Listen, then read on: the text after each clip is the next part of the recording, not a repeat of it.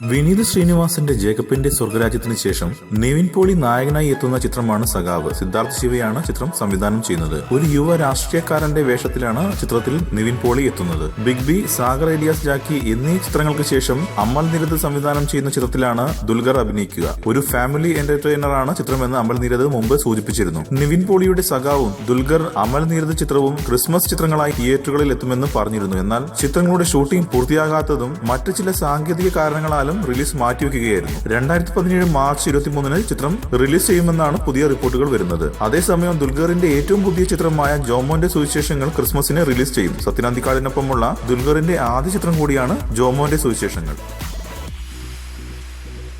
കൂടുതൽ സിനിമാ വാർത്തകൾക്കും വിശേഷങ്ങൾക്കും ഇപ്പോൾ തന്നെ സബ്സ്ക്രൈബ് ചെയ്യൂ മലയാളം ക്രിയേഷൻസ്.